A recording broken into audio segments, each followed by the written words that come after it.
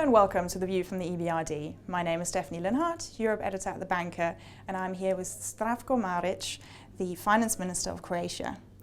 Now, Mr. Marić, you have taken office in January, and when you took office, you were saying that we are looking to reduce spending. Now, what would you say are the key measures of your budget? That's correct. As you said, the first move and first action that we had, and it was in my agenda, was a budget for 2016. Our key message was that we want to have a nominal freeze of expenditures that are creating deficits, so no any rise on the overall expenditure level in respect and in comparison to the execution of 2015. By knowing that some individual line items automatically rise, we needed to find 0.8% of GDP cuts in order to meet this criteria. And we did that. It took us like 40 days for the creation of the budget. It was voted in the parliament and it's active. What is important to say, that the budget deficit target for this year is 2.6. That's a general government deficit target on ESA 2010. So it means broadest possible, I would say, scope, which is the lowest level of deficit of, I would say, last 7 years. So until since 2009, this is the lowest deficit target. So this is a fiscal consolidation that we want and are very willing to undertake. But at the same time, we are seeing it as a growth-friendly fiscal consolidation because we want also to keep our GDP growth, which is actually there after quite some time, after I would say 6 years of recession. Croatia is growing this year around 2%, our predictions are. So this growth, together with the fiscal consolidation and supported with the third pillar, and that is, we call it activation of state assets. So the government is very much keen on activating state assets from the span of real estate properties, former military facilities, touristic leisure facilities, all down to the privatization of state-owned companies where we have minority or majority. The only ones that will be excluded are strategically important, like waters, forests, and the likes. With these proceeds, we are counting in budget roughly 200 million, at least 200 million euros. We are going to see even this year slight reduction of the share of public debt in GDP. You mentioned some areas where you were able to cut. Now, which areas were they? Actually, the only line item that was not reduced this year were the pensions, individual pensions. All the others, starting with subsidies, material cost, social security, all of these items have been reduced. I said individually, but in total it was 0.8% of GDP. Okay, and you said you expect the economic growth for this year to be 2%. The EBRD said they expect it to be 1.5%. How come there's the difference? There are certain differences between the relevant institutions. I will name IMF is predicting 1.9, European Commission is predicting 2.1. I would say that the differences are quite minor.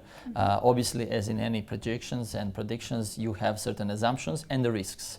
Today, from this perspective, what is so far materializing in our case, particularly performance in the first quarter, where we have a rise in industrial production of 7%.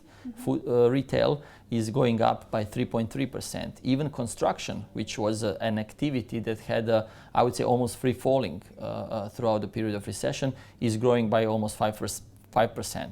With, I would say, a very good look into the touristic season. You know that for Croatia, touristic season is quite important. So with a very good pre-booking and booking numbers, I think we can be, let's say, optimistic for this year. Although, again, I need to say that there are always certain, let's say, negative risks to these projections, but we counted all of these risks into our projections. We are still very firm that 2% at least will be met. And that was actually a projection that we took into our budget planning. But you can guess that with the budget planning, particularly on the revenue side, we are always taking this so-called conservative approach. So rather to have certain, let's say, buffers in order what if scenarios happens. Very good.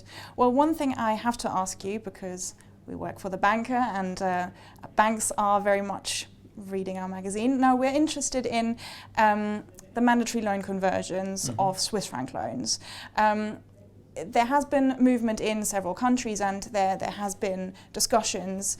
There have been discussions in Croatia. Now, what is the current state of the issue? The last year, actually, the former government introduced and the parliament voted one law, and actually banks were obliged to follow the law. So the conversion has been done in, let's say, almost the full scope. So roughly 94% of total individual loans have been converted from Swiss franc based to euro. You know that we are a highly euroized economy, and further some of individuals went even further to kuna. So this is something that banks did. This is something that they concluded, and some of these individual loans are still in progress. But generally, all these effects have been already put in the P&L and their financial reports for 2015. Obviously, with the banks, we continue our discussion on further implications of this law. But I need to say that with the banks in Croatia, we are also having constructive dialogue because one of the key challenges for us is also how to stimulate overall lending activity. As I said, I have been talking about fiscal consolidation and reduction of public debt, which is important, but at the same time I need to say that the top priority of the government is stimulating economic activity and employment. So this 2%, if we want to increase it further, we would need higher stimulus, I would say, of lending activity. Banks are predominant institutions who are lending in Croatia, so we are also looking for certain models how to stimulate them and the rest of the financial sector for these kind of activities. Minister Marić, thank you very much. You're welcome. Thank you.